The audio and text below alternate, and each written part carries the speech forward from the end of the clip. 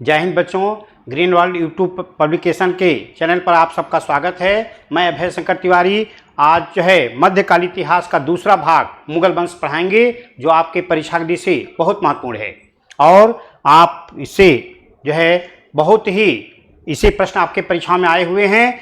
One liner पढ़ा जाएगा, लेकिन शुरू करने से पहले आपसे अनुरोध है कि आप इसको अधिक संख्या में लाइक, शेयर और सब्सक्राइब करें। ठीक है, आइए शुरू करते हैं। चलिए बच्चों, देखिए मुगल वंश हम लोग को पढ़ना है 1526 से 1707 तक। हालांकि मुगल वंश जो है आपके 1857 तक माना जाता है, क्योंकि उत्तर मुगल काल को कहा जाता है और वो महत्वपूर्ण शासक नहीं है, क्योंकि औरंगजेब ही महत्वपूर्ण शासक था। उसके बाद जितने उसके उत्तराधिकारी आए हैं सब जो है केवल नाम मात्र के हैं, कोई महत्वपूर्ण कार्य नहीं।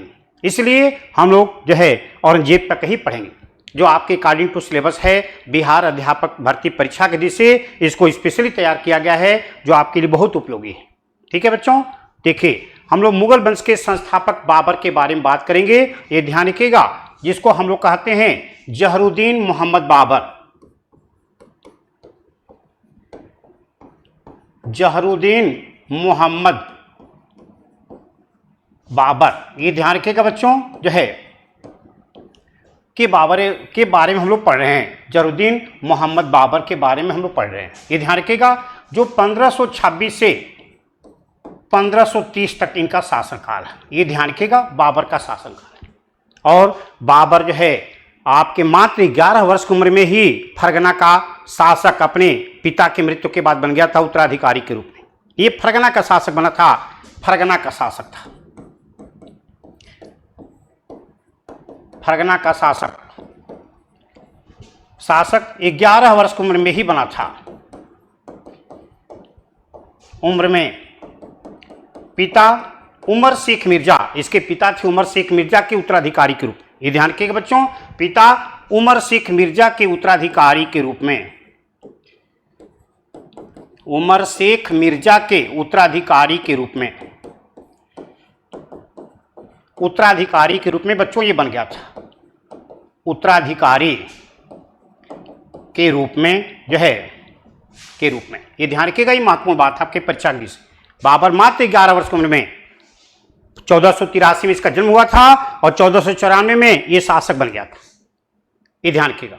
और बाबर जो है मुगल वंश के स्थापना करने के लिए भारत में पानीपत का प्रथम युद्ध किया है। और इस पहले मैं बता चुका हूं, लोधी वंश जब पढ़ा रहा था कि इब्राहिम लोधी की जो है पराजित करके उसकी युद्धस्थल में उसकी हत्या करके लोधी वंश का अंत होने के बाद मुगल वंश की स्थापना बाबर ने किया था। ये ध्यान रखिएगा। तो उत्तराधिकारी के रूप में ये सिंहासन ग्रहण करता है। दूसरी बात क्या है, बाबर ने भारत में साम्राज्य स्थापित करने के लिए बच्चों, स्थापित करने के लिए जो है पानीपत का प्रथम युद्ध, पानीपत के प्रथम युद्ध कब हुआ था बच्चों? 1526 ईस्वी में। युद्ध में, पानीपत के प्रथम युद्ध में जो है इब्राहिम लोधी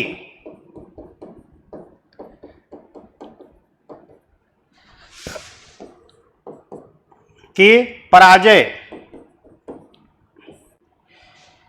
तथा हत्या किया था बच्चों। ये भारत में बाबर की पहली सफलता है, जबकि इसके पहले बाबर भारत में 4 बार आ चुका था। आता था, देख सुन के समझ के चला जाता था। लेकिन जब राणा संगा और दौलत खां लोधी बाबर को जो है आमंत्रित के आप आइए इब्राहिम लोधी के खिलाफ युद्ध करिए, और कोई उसका साथ नहीं देगा। इब्राहिम लोधी के खिलाफ जो है ये लोगों ने बाबर को प्रेरित किया युद्ध करने के लिए। और बाबर आता है 1526 में, 21 अप्रैल 1526 को। पानीपत हरियाणा का एक जिला है, ये बता चुके हैं पहले। इस युद्ध में बाबर इब्राहिम लोधी को युद्धस्थल में पराजित करने के बाद, हत्या करने के बाद मुगल वंश की स्थापना करता है। तो ये मुगल वंश का संस्थापक है बाबर। ये ध्यान रखिएगा, हत्या किया था और मुगल वंश की स्थापना किया था। ध्यान रखिएगा, हत्या किया था, मुगल वंश की स्थापना मुगल वंश की स्थापना किया था और विजय के उपलक्ष्य में बच्चों, विजय के उपलक्ष्य में कलंदर की उपाधान किया था। कलंदर कहा गया इसे। कलंदर कहलाने के लिए क्या किया था बच्चों? कहलाने के लिए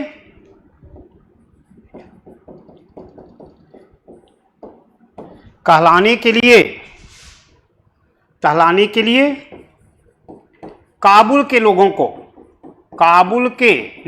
को चांदी के सिक्के भेंट किया था।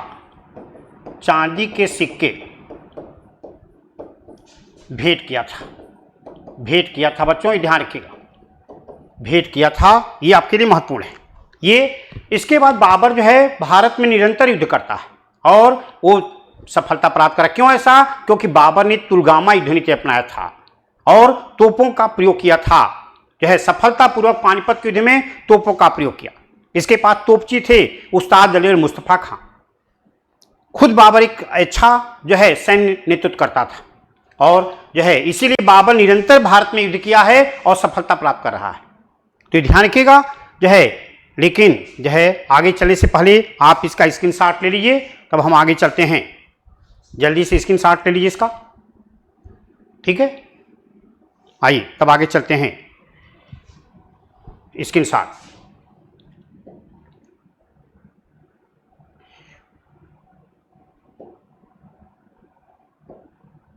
देखिए, अब बाबर भारत में निरंतर युद्ध कर रहा है। ठीक है, दूसरा युद्ध हो रहा है जो है 1527 में खानवा का युद्ध। खानवा के युद्ध में राणा संगा की पराजय हो रही है। ये ध्यान रखिएगा। 1528 में चंदेरी के युद्ध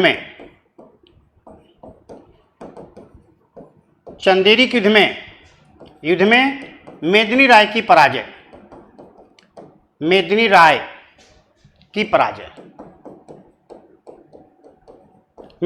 पराजय हो रही है, ध्यान रखिएगा।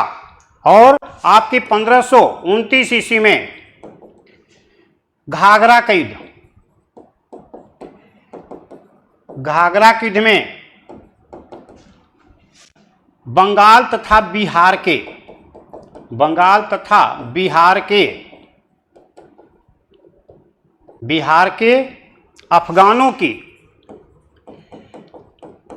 अफगानों की संयुक्त सेनाओं को पराजित किया था।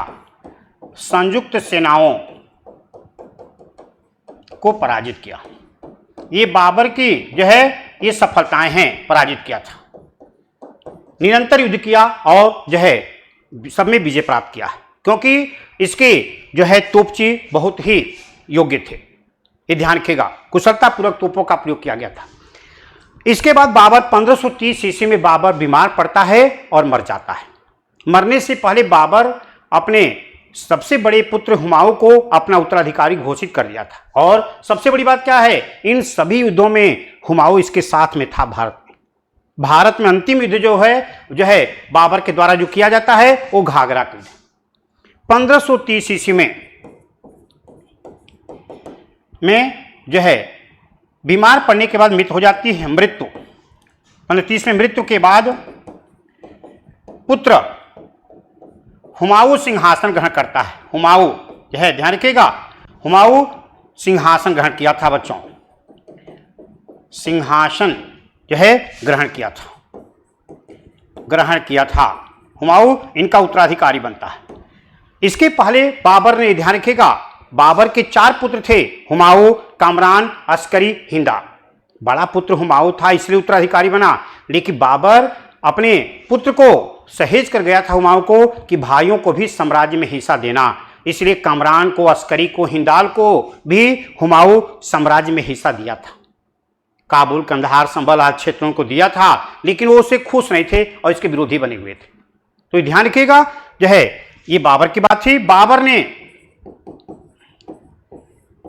ने जो है तुर्की भाषा में, तुर्की में आत्मकथा लिखा है। आत्मकथा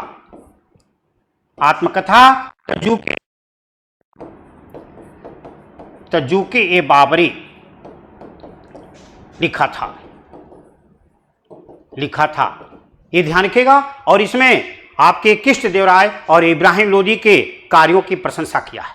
ये ध्यान रखिएगा, बाबर ने ये काम किया था। और आपके पानीपत,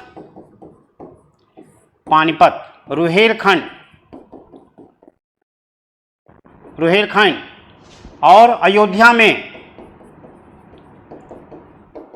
मस्जिद का निर्माण करवाया था। ध्यान रखिएगा बच्चों, मस्जिद का निर्माण करवाया था।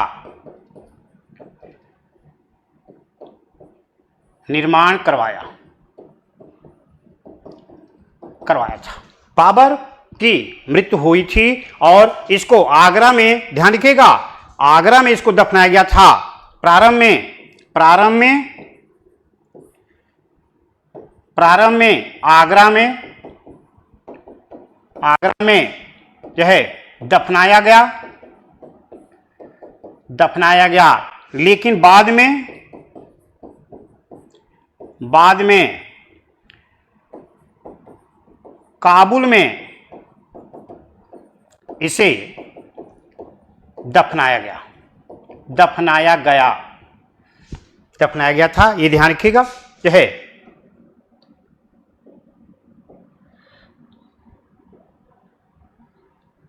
काबुल में दफनाया गया था।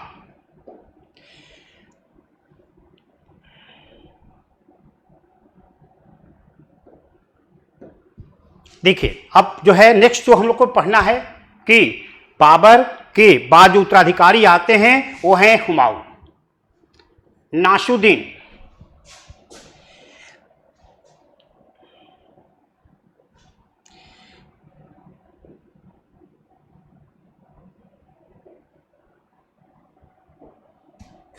देखिए,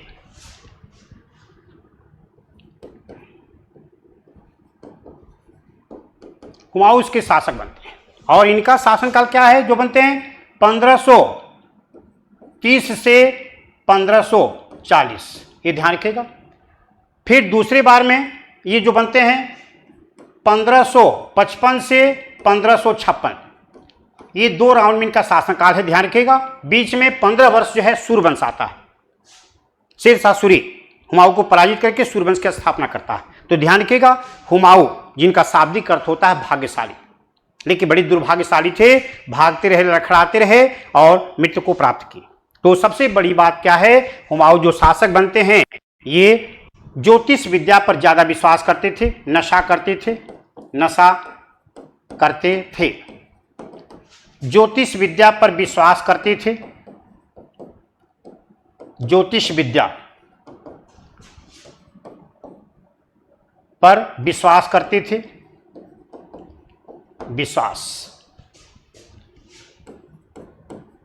थे, अत्यधिक लापरवाह थे, अत्यधिक जो है आराम पसंद थे। ये इनकी बहुत बड़ी कमजोरी थी और इसी का लाभ जो है शेरशाह सूरी ने उठाया था। ये ध्यान रखिएगा, 2 बार मैं लिखा हूं, एक बार 10 साल और एक बार मात्र 7 माह। ये ध्यान के दूसरे राउंड में तो हुमायूं जो है को शेरशाह सूरी ने 2 युद्धों में इनको पराजित किया था। सबसे पहले 1540 में, 1539 ईस्वी में चौसा के युद्ध में,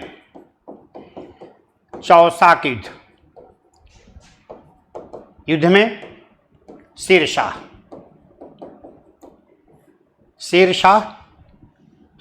ने पराजित किया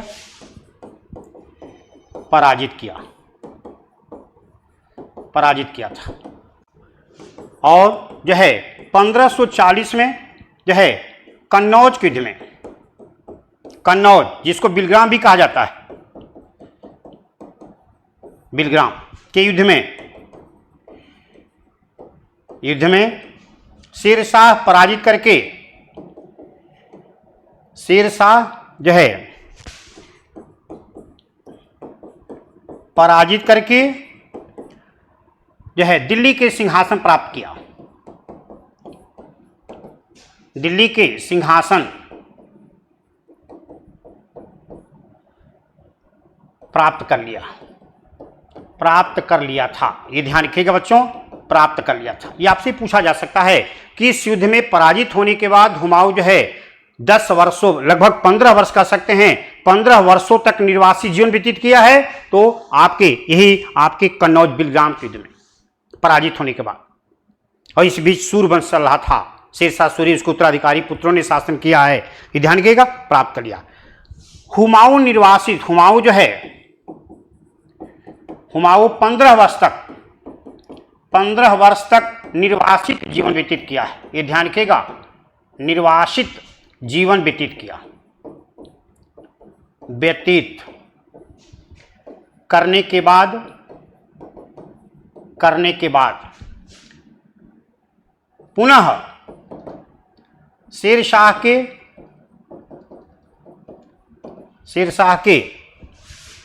उत्तराधिकारी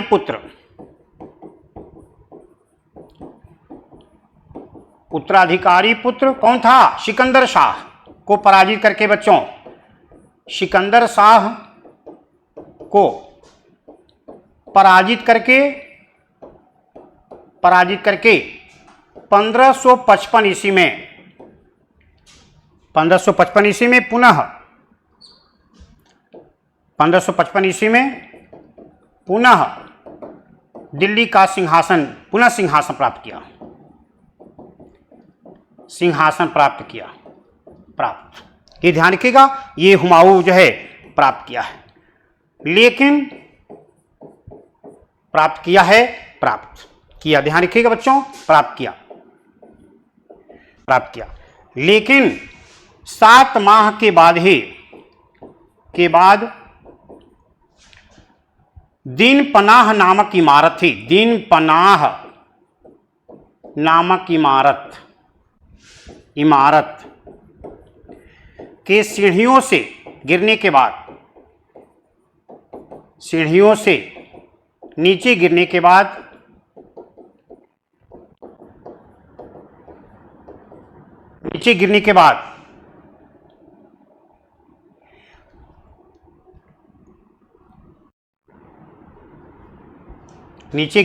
बच्चों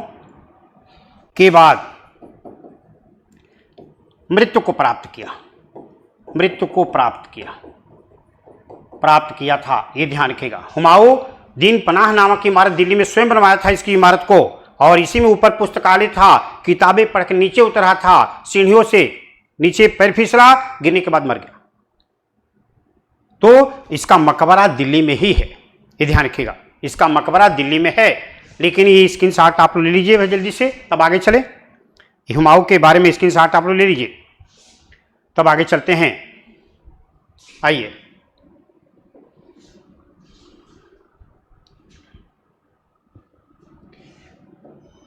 देखिए, तो जो है हुमायूं का मकबरा बच्चों,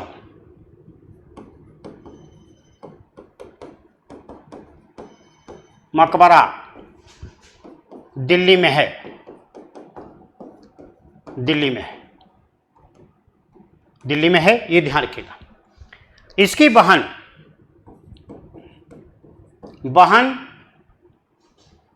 गुलबदन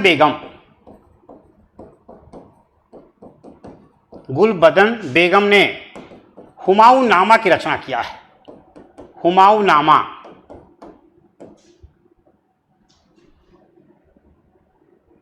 की रचना किया,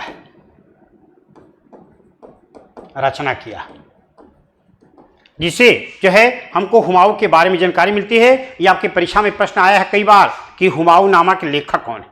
तो हुमायूं की सगी बहन थी, एक मां से पैदा होने वाली जो है उसकी बहन थी गुलबदन बेगम, जिसे लिखा है, उसे हुमायूं के बारे में जानकारी प्राप्त होती है। ये ध्यान रखिएगा। हुमायूं के मरने के बाद जो है आपके इसके उत्तराधिकारी 1556 में, ध्यान रखिएगा, जनवरी 1556,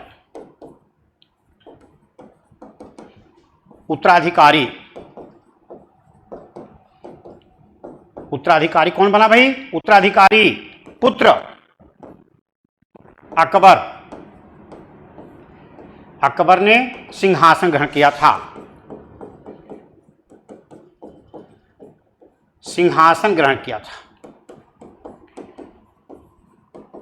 ध्यान रखिएगा बच्चों, आपसे पूछा जा सकता है, अकबर जिसको मध्यकालीन इतिहास में महान सम्राट कहा गया है, मात्र 13.5 वर्ष की उम्र में ही अपने पिता के उत्तराधिकारी के रूप में सिंहासन ग्रहण कर लिया। बैरम खान इसका संरक्षक था। ये ध्यान रखिएगा, सबसे कम उम्र में, ये ध्यान रखिएगा।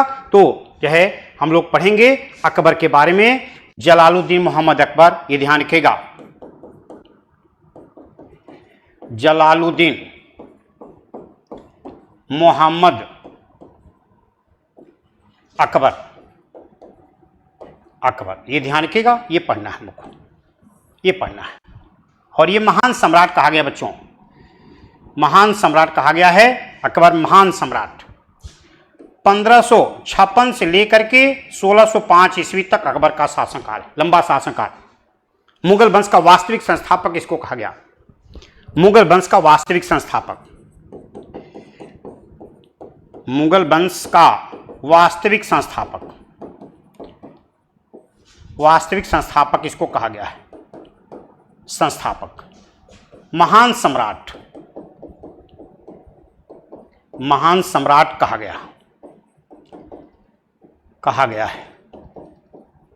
ये ध्यान रखिएगा बच्चों, आपसे पूछा जा सकता है। अकबर मात्र जो है 13.5 वर्ष का था जब इसके पिता मरे थे, और बैरम खान जो है इनके संरक्षक के रूप में कार्य किया था। तो ध्यान रखिएगा, 1556 से लेकर के 60 तक बैरम खान के संरक्षण में, बैरम खान के संरक्षण में कार्य किए, संरक्षण में ये कार्य किए थे। पानीपत का द्वितीय युद्ध जो हुआ था, आदिल शाह के सेनापति हेमू और अकबर के सेनापति बैरम खां जो थे के बीच जो पानीपत का द्वितीय हुआ था, और इसमें बैरम खां की सफलता प्राप्त हुई थी, हेमू की पराजय हुई थी। दुर्भाग्य से हेमू का आंख में तीर लग गया और जो है बैरम खां सौभाग्य से युद्ध जीत गए थे। ध्यान रखिएगा, बैरम खां के नेतृत्व में, बैरम खां के सैनिक नेतृत्व में क्या हुआ था बच्चों? सैनिक नेतृत्व में पानीपत के द्वितीय युद्ध में आदिल शाह के सेनापति, आदिल शाह के सेनापति कौन थे? हेमू। इनको विक्रमादित्य भी कहा जाता था। सेनापति हेमू की पराजय हुई थी, ये आपसे पूछा जा सकता है। ये ध्यान रखिएगा, पराजय हुई थी बच्चों, पराजय हुई थी। तो पानीपत का द्वितीय युद्ध में अकबर जो है उस समय बच्चा था, बैरम खां ही उसके संरक्षक और सेनापति भी थे। ये ध्यान रखिएगा, अकबर धीरे धीरे बड़ा हो रहा था और बाद में 1560 में बैरम खां की हत्या कर दी गई थी। अकबर शासन की गतिविधियों को स्वयं देखने लगा था। ये ध्यान रखिएगा, ठीक है। आगे चलें, इसके साथ ले लीजिए आप लोग, तब आगे चलें, क्योंकि आपके परीक्षा में ये सब प्रश्न आए हुए हैं जो पढ़ाया जा रहा है, बहुत महत्वपूर्ण है।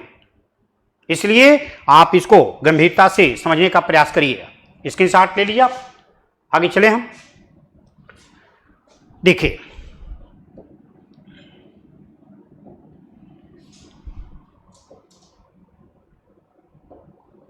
देखिए 1562 ईस्वी में आमेर के राजा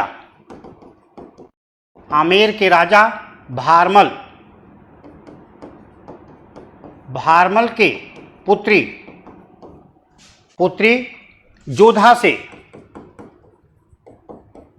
से अकबर का विवाह हुआ था। अकबर का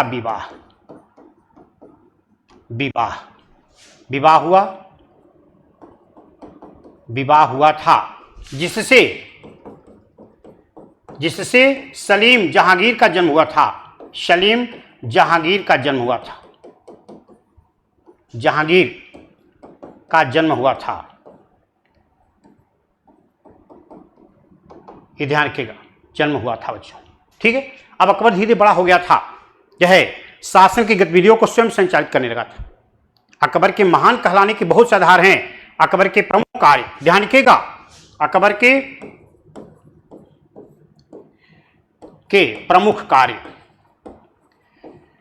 प्रमुख कार्य जो अकबर ने किया है, ध्यान रखिएगा, जनहितैषी कार्य भी किया है। ये ध्यान रखिएगा, अकबर के प्रमुख कार्य आपके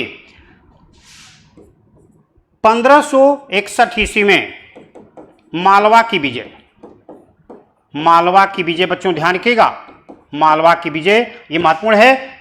अकबर की प्रथम विजय है। ये ध्यान रखिएगा, अकबर के द्वारा की गई पहली विजय नेतृत्व में, ध्यान रखिएगा।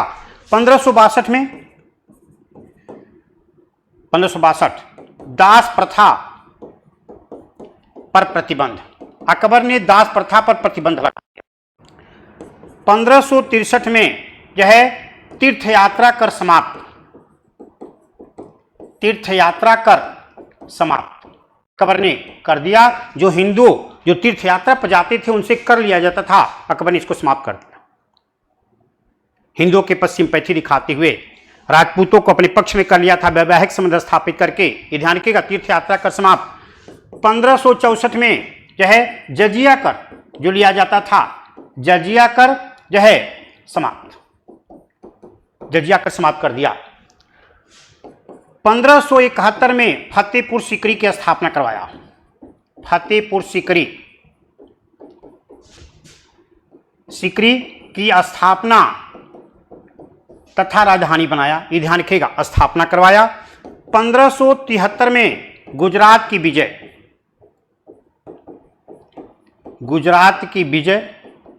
विजय किया और जो है इसी विजय के उपलक्ष्य में जो है बुलंद दरवाजा का निर्माण, बुलंद दरवाजा का निर्माण करवाया। अकबर बुलंद दरवाजा का निर्माण करवाया, जो फतेहपुर सीकरी का गेट है। फतेहपुर सीकरी के अंदर बहुत सी इमारतें बनवाया है अकबर ने, ध्यान रखिएगा।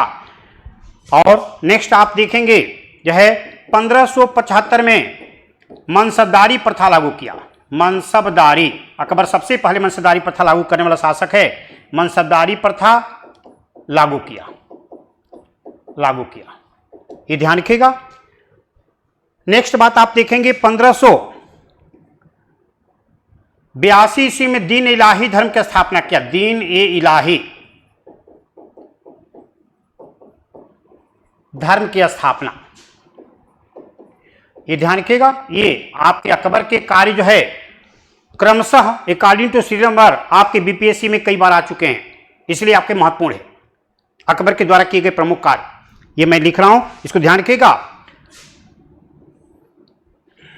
1583 में इलाही संबत का प्रचलन करवाया। इलाही संबत का प्रचलन अकबर करवाता है, ये ध्यान रखिएगा। इलाही संबत का प्रचलन करवाया, एक कैलेंडर जारी किया है। और 1601 में असीरगढ़ की विजय किया था। असीरगढ़ के दुर्पधिकार, असीरगढ़ की विजय, ये ध्यान रखिएगा। अकबर के द्वारा की गई अंतिम विजय, ये पहली विजय, ये ध्यान रखिएगा। और यहां अंतिम विजय है, अंतिम विजय अकबर की अंतिम विजय है। और 1605 ईस्वी में जो है मृत्यु हो गई, ये ध्यान रखिएगा। अकबर की मृत्यु हो जाती है 1605 ईस्वी में, जो है मकबरा सिकंदरा में है। सिकंदरा में आगरा से 24 किलोमीटर दूर पड़ता है। सिकंदरा में अकबर स्वयं अपना मकबरा अपनी जीती जी बनवा रहा था, बीच में मर गया। तो इस मकबरे को बाद में जहांगीर ने पूरा किया है, ये ध्यान रखिएगा। अकबर ने बहुत सी इमारतें भी बनवाया है, आपको इस पर चर्चा करेंगे, लेकिन इसका स्क्रीनशॉट आप पहले ले लीजिए, ठीक है। तब आगे चलें, स्क्रीनशॉट ले लीजिए। आपको हम हट जा रहे हैं, ले लीजिए जल्दी से। अकबर पर प्रश्न आता है, ध्यान रखिएगा, महत्वपूर्ण शासक।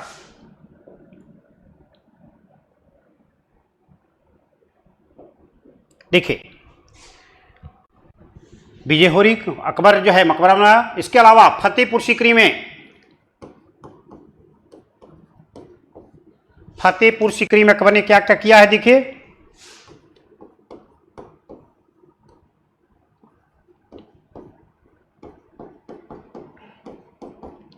फतेहपुर सीकरी में जोधा महल, जोधा महल, पंचमहल, पंचमहल, जहांगीर महल, जहांगीर महल, बीरबल महल, बीरबल महल आदि का निर्माण करवाया। आदि का निर्माण अकबर ने करवाया है। फतेहपुर सीकरी में निर्माण अकबर ने करवाया है। इसके अलावा जो है आपके आगरा, आगरा, लाहौर, लाहौर तथा प्रयागराज में किला बनवाया था। किला का निर्माण करवाया, किला का निर्माण करवाया, ये अकबर ने निर्माण करवाया था। ध्यान रखिएगा, हिंदी साहित्य के विकास के लिए, ध्यान रखिएगा, जो है हिंदी साहित्य का विकास भी इसके शासनकाल में खूब हुआ। भले तुलसीदास और सूरदास इसके दरबार में नहीं गए कभी, लेकिन उन्होंने हिंदी साहित्य के विकास इसी के शासनकाल में किए थे।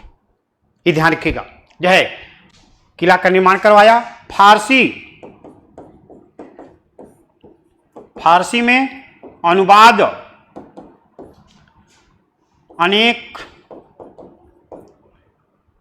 पुस्तकों का करवाया, पुस्तकों का जो है करवाया था, करवाया। महाभारत,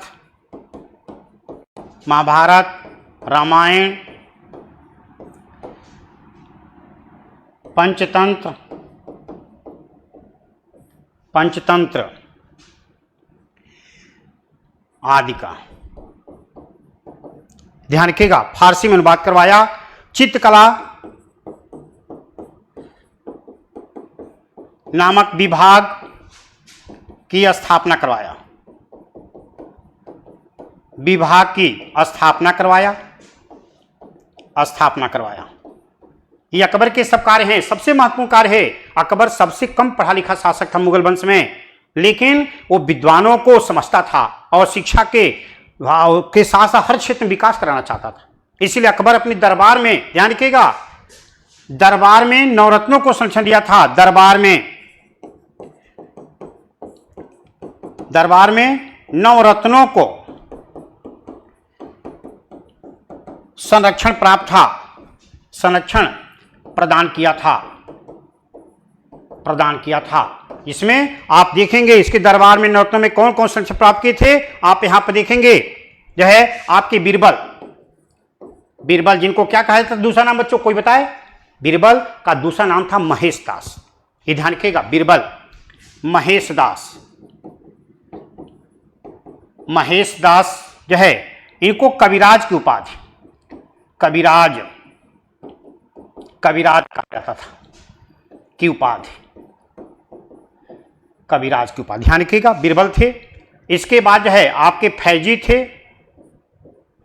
फैजी राज कवि की उपाधि, की उपाधि। तानसेन थे, तानसेन थे, अबुल फजल थे, अबुल फजल थे, टोडरमल थे, टोडरमल थे, हकीम हुकाम थे,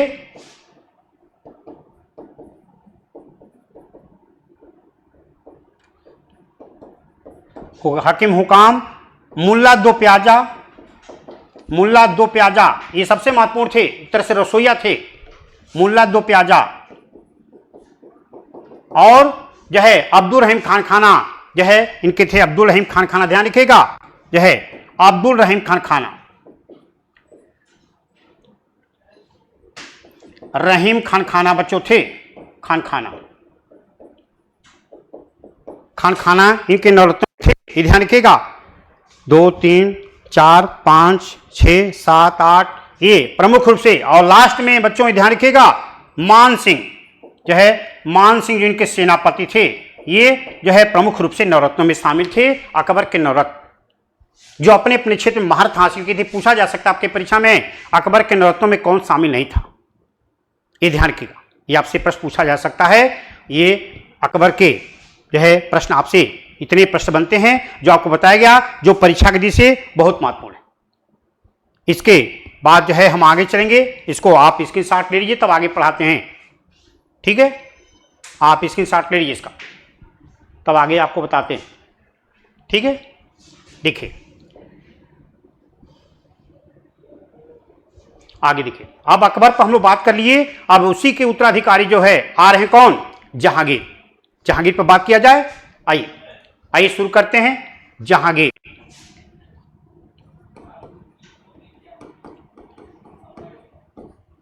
जहांगीर बच्चों लोगों को पढ़ना है। जहांगीर, जहांगीर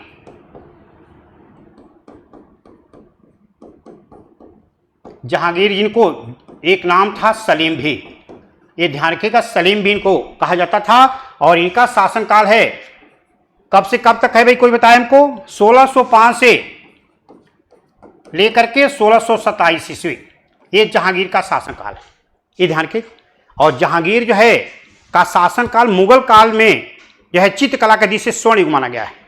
चित्रकला के दृष्टि से मुगल काल का स्वर्ण युग, ध्यान रखिएगा। चित्रकला के दृष्टि से, चित्रकला के दृष्टि से मुगल काल का स्वर्ण युग, गोल्डन टाइम है बच्चों, स्वर्ण युग माना गया है, स्वर्ण युग माना गया है। जहांगीर खुद एक जो है चित्रकला का पारखी था, वो कहता भी था हमारे साथ कोई चित्र लाया जाए।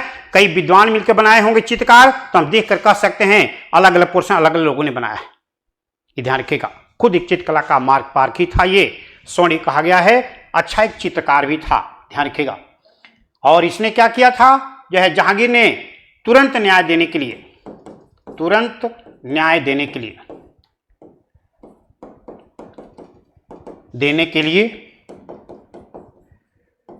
आगरा के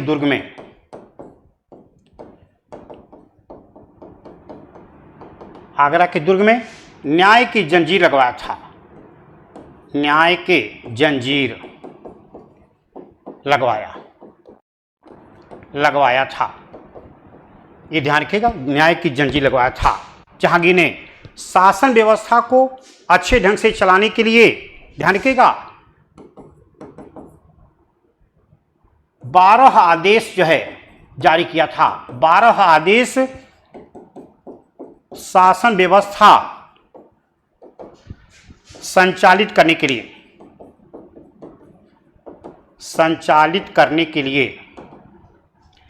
जारी किया था,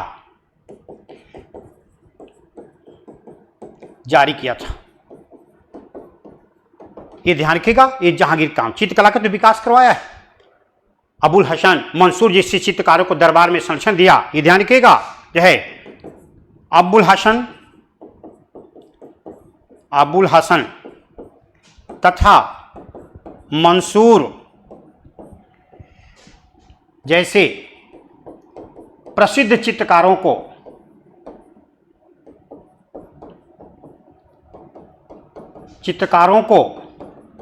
संरक्षण प्रदान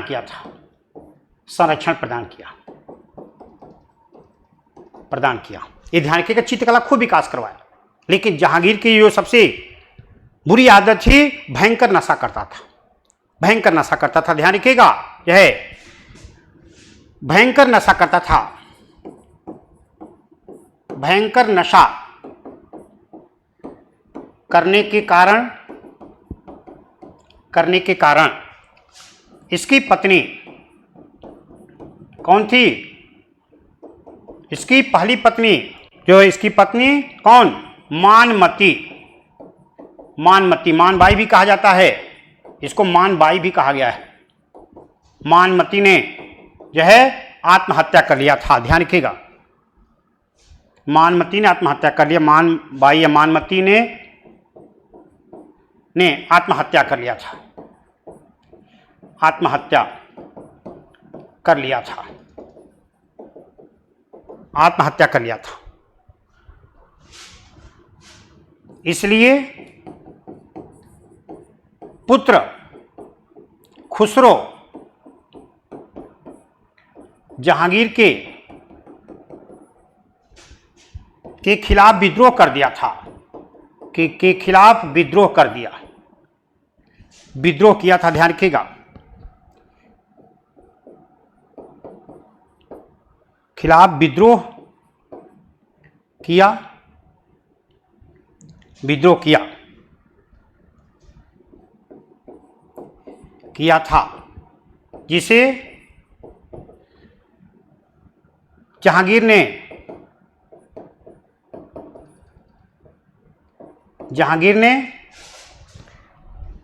वध करवा दिया।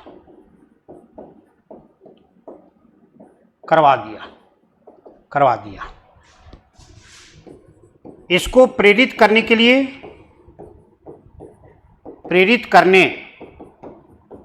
कारण सिखों के गुरु थे। आप जानते होंगे सिखों के 5वें गुरु कौन थे भाई? सिखों के 5वें गुरु कौन थे? गुरु अर्जुन देव को जहांगीर ने मृत्युदंड दे दिया। कहा कि आपने हमारे लड़के को हमारे खिलाफ भड़काए हैं, खुसरो को आपने विजयी भव का आशीर्वाद दिए। ये ध्यान रखिएगा, जो है सिखों के 5वें गुरु, 5वें गुरु कौन थे? अर्जुन देव। 5वें गुरु अर्जुन देव को मृत्युदंड दे दिया था, मृत्युदंड जहांगीर ने दे दिया था। ये आपसे पूछा गया कई बार, जहांगीर ने दिया था। ये आपसे कई बार प्रश्न किया गया कि जहांगीर ने सिखों के 5वें गुरु को किस लिए मृत्युदंड दिया था? तो अपने पुत्र को भड़काने का आरोप।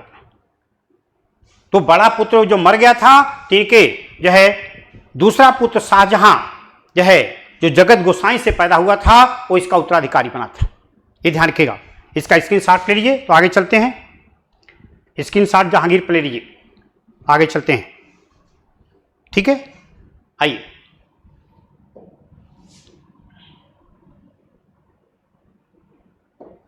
आइए देखिए, जो है जहांगीर जो है जब 1627 ईस्वी में मृत्यु के बाद शाहदरा लाहौर के पास,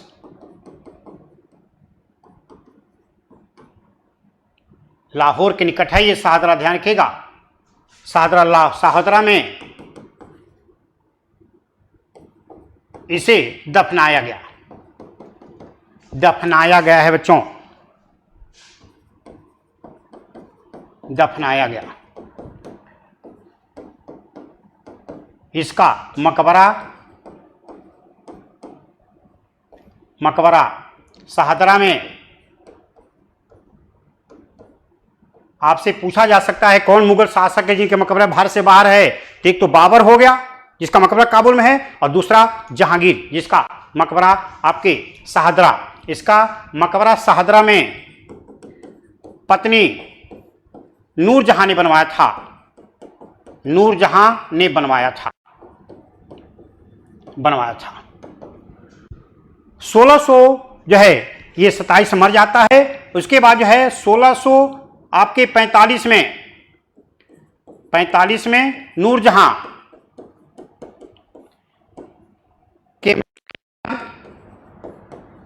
के मृत्यु के बाद इसे भी यहीं दफना दिया गया। मृत्यु के बाद इसे भी शाहदरा में दफना दिया गया, शाहदरा में दफना दिया गया है। ये ध्यान रखिएगा। आपसे पूछा जा सकता है नूरजहां जो है आपके अकबर की जो पत्नी थी सलीमा बेगम, उसकी नौकरानी दासी के रूप में कार्य कर रही थी। बाद में 1611 में जहांगीर ने इसे विवाह किया था। जहांगीर से इनकी कोई संतान नहीं पैदा हुई थी, लेकिन इन्होंने पहले पद से उत्पन्न जो पुत्री को ले एक आई थी लाडली बेगम का जो है विवाह इन्होंने जहांगीर के एक पुत्र शहरयार से किया था और उसे अपना दामाद भी बनाना चाहती थी, लेकिन इनके भाई आसफ खां जो अपनी पुत्री मुमताज का विवाह शाहजहां से किए थे, वो शाहजहां को सिंहासन दिलाने में सफल हो गए, नूरजहां सफल नहीं हुई। तो ध्यान रखिएगा, जो है इसको दफनाया गया है। नूरजहां शासन की गतिविधियों में बढ़ चढ़कर भाग लेते थे। नूरजहां की माता थी नूरजहां के माता असमत बेगम। ये आपसे परीक्षा में प्रश्न आया है। असमत बेगम ने गुलाब के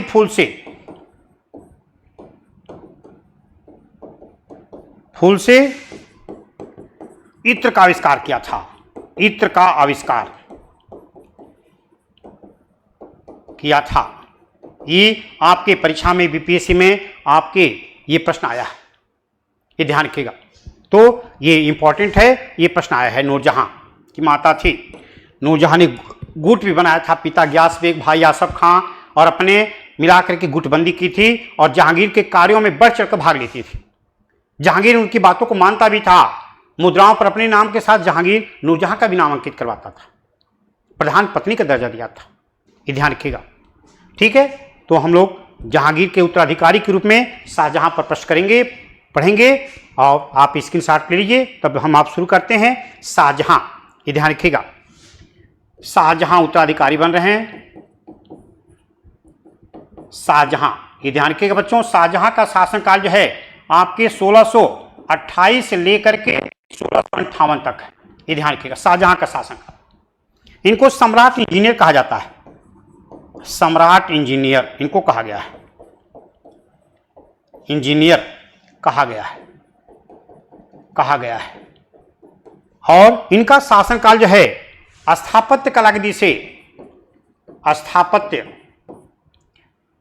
स्थापत्य कला की दृष्टि से मुगल काल का स्वर्णिम है। दृष्टि से मुगल काल का स्वर्णिम, मुगल काल का स्वर्णिम गोल्डन टाइम था बच्चों, स्वर्णिम था। क्योंकि शाहजहां ने बहुत अद्भुत इमारतें बनवाया है, जिसके कारण उसको सम्राट इंजीनियर कहा गया है। इंजीनियर की डिग्री नहीं लिया था, लेकिन अद्भुत इमारतें बनवाया है। इसको आप देखेंगे शाहजहां जो है। और दिल्ली में शाहजहानाबाद नामक नगर की स्थापना करवाया। शाहजहानाबाद नामक नगर की स्थापना करवाया, ये ध्यान रखिएगा, की स्थापना। दिल्ली को राजधानी बनाया।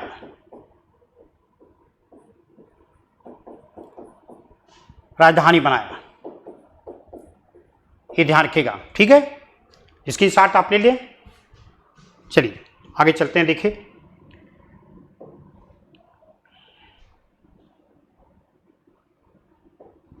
देखिए तो ये शाहजहां के कार्य में पड़े थे।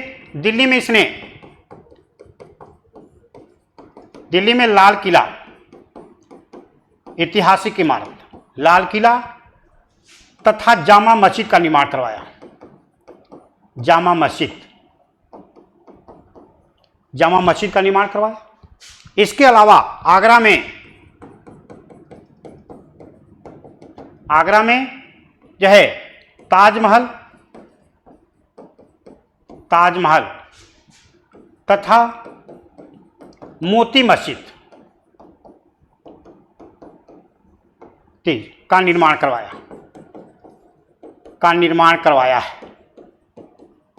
था। ये ध्यान रखिएगा। ताजमहल आगरा में जो है अपनी पत्नी मुमताज की स्मृति में, ध्यान रखिएगा, जो है पत्नी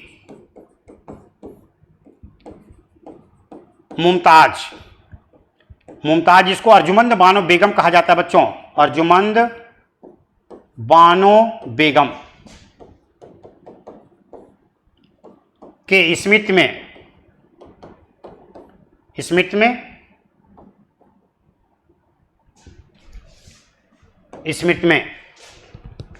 22 वर्ष में ताजमहल ताजमहल 22 करोड़ रुपया खर्च करके बना था। करोड़ रुपया खर्च करके बनवाया था और उस समय बनवाया था जब देश में गुजरात बंगाल भयंकर अकाल पड़ा था, लोग भूखे मर रहे थे। जो मुख्य वास्तुकार था उसके दाहिने हाथ अहिंसा खां बनवाया था।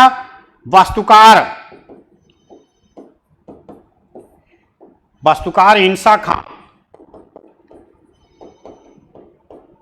के अंगूठा कटवा लिया था। अंगूठा, ध्यान रखिएगा बच्चों,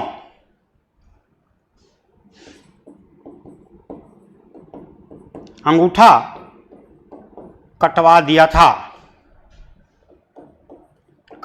था जिससे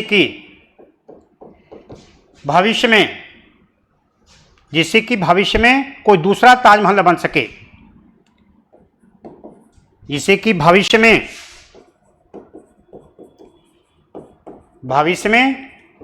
दूसरा ताजमहल न बन सके।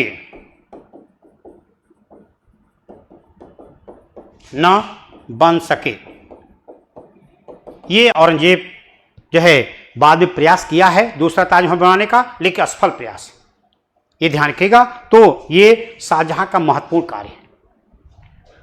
और हिजरी संवत का प्रचलन करवाया।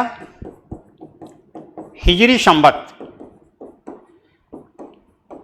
का प्रचलन करवाया।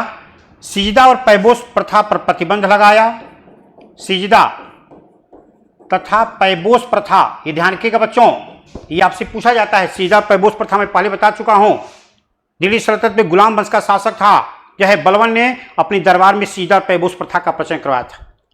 जो अभिवादन का एक तरीका था, घुटने के बल बैठ करके प्रणाम करने को सिजदा कहा गया है और पैर को चूमने को पैबोस कहा गया है। ये ध्यान रखिएगा। पैबोस प्रथा पर प्रतिबंध लगाया।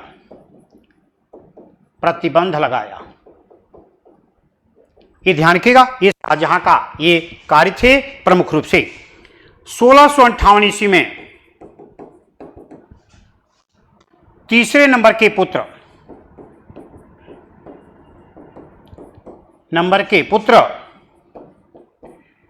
औरंगजेब ने आगरा के दुर्ग में पिता को कैद करके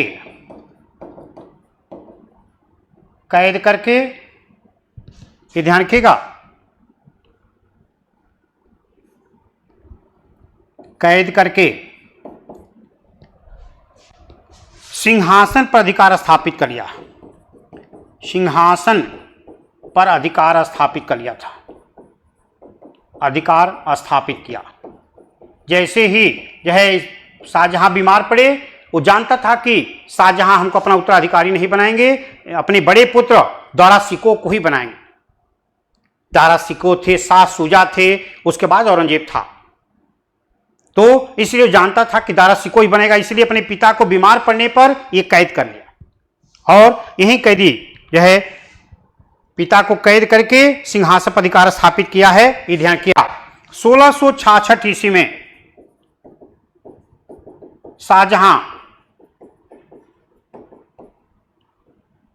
की मृत्यु हो गई। मृत्यु हो जाने पर इसे भी मुमताज के बगल में दफना दिया गया है।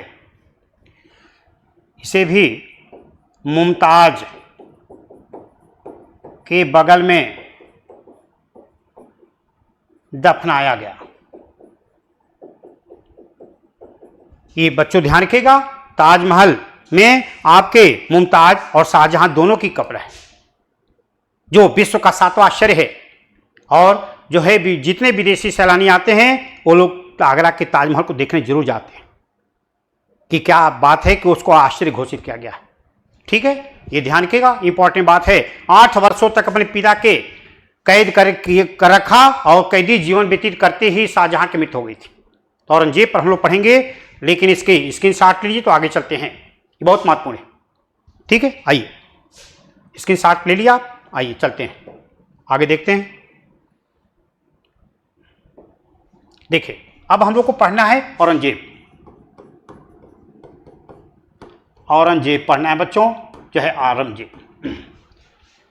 और जो है ये इसको दूसरा नाम भी है, औरंगजेब को हम जिंदा पीर, जिंदा पीर, जिंदा पीर तथा शाही दरवेश भी कहते हैं। दरवेश भी इसको कहा जाता है बच्चों औरंगजेब को। अत्यधिक कट्टर धर्मांध शासक था, धर्मांध शासक, बहुत कट्टर था, धर्मांध शासक था, जो अपनी कट्टरता के कारण अन्य धर्म के लोगों को अपना दुश्मन बना दिया। जबकि लंबा शासनकाल है औरंगजेब का, ध्यान रखिएगा, जो है 1658 से लेकर के 1707 ईस्वी तक इसका शासनकाल है। बहुत कट्टर धर्मांध शासक था, जो अपनी धार्मिक कट्टरता के कारण जो है सिखों के 5वें गुरु, सिखों के 9वें गुरु थे तेग बहादुर, उनसे कहा कि धर्म परिवर्तन कर लीजिए, उन्होंने मना किया था, उनको फांसी दे दिया था। ध्यान रखिएगा, जो है धर्मांध शासक, 9वें गुरु तेग बहादुर को, तेग बहादुर को धर्म परिवर्तन नहीं करने के कारण, धर्म परिवर्तन नहीं करने पर मृत्युदंड दे दिया था, मृत्युदंड दे दिया था। ये ध्यान रखिएगा बच्चों, औरंगजेब इतना कट्टर था। जजिया कर पुनः कठोरता से लागू किया, कठोरता से लागू किया, ये ध्यान रखिएगा। विश्वनाथ मंदिर, बनारस के विश्वनाथ मंदिर, केशव नारायण मंदिर, मथुरा में है केशव नारायण मंदिर, तथा सोमनाथ मंदिर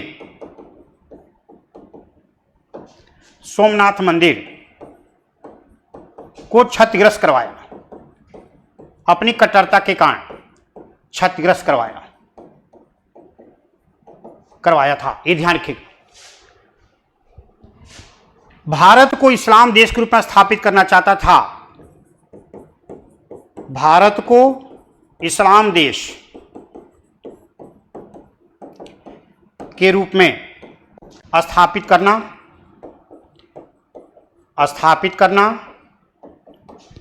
कुरान के आधार पर शासन करना, कुरान के आधार पर शासन करना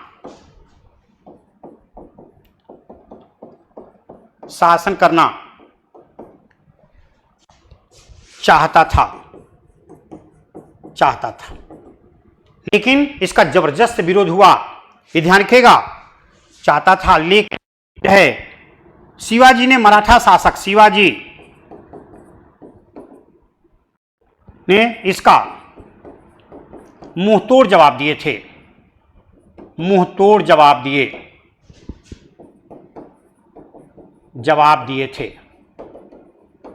थे। जाटों के नेता राजा राम को भी परेशान किया। सतनामियों को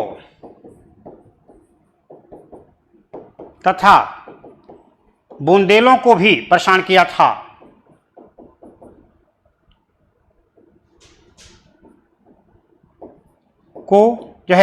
परेशान किया।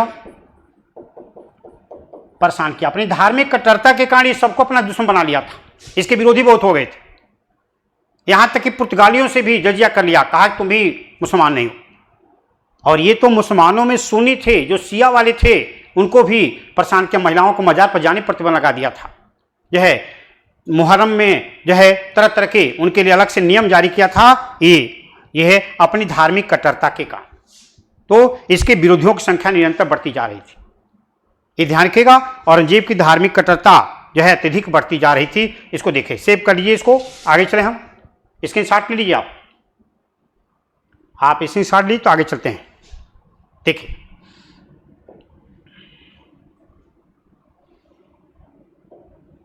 देखिए इसके बाद औरंगजेब में क्या करता है देखिएगा। औरंगजेब जो है नशा करने,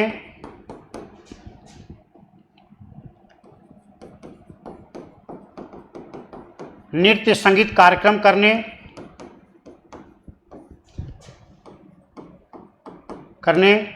जुआ खेलने,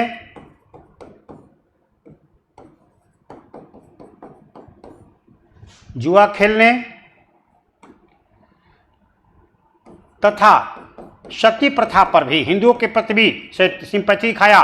सती प्रथा पर प्रतिबंध लगाने का प्रयास किया, था। ये प्रयास किया था। यह खुद एक अच्छा बीड़ा वादक था, लेकिन नृत्य संगीत कार्यक्रम पर दरबार पर सख्त प्रतिबंध लगा दिया था। कोई कार्यक्रम नहीं होगा, कोई साहित्य का विकास नहीं होगा, कोई कला क्षेत्र में विकास नहीं होगा, कोई खास काम नहीं करवाया है। लेकिन लंबा शासनकाल है, देख रहे हैं, ये ध्यान रखिएगा। अंतिम महत्वपूर्ण शासक है जो है ये देखिएगा, दिल्ली के लाल किले के अंदर मोती मस्जिद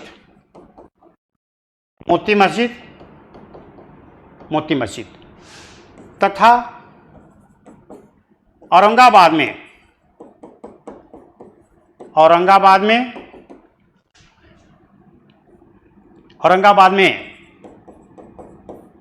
पत्नी की स्मृति में दूसरा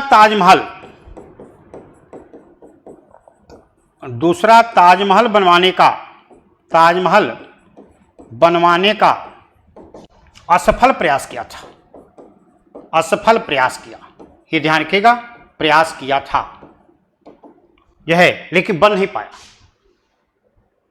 शाहजहां पिता ने जो ताजमहल बनाया था उसका नकल करने का प्रयास किया था, लेकिन बन नहीं पाया। और 1707 में इसके मृत्यु के बाद उत्तराधिकार के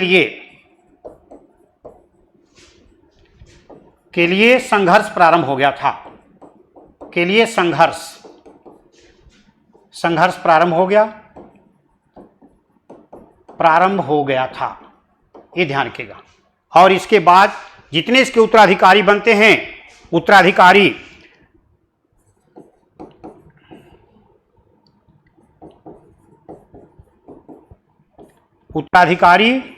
अयोग्य थे। अंतिम मुगल शासक, ये ध्यान रखिएगा बच्चों, यह नाम मात्र के जिनको मिल रहा है, अंतिम मुगल शासक बहादुर शाह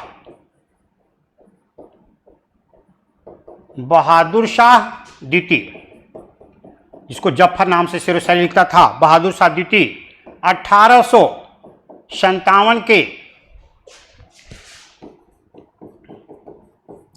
क्रांति के समय नाम मात्र के शासक थे।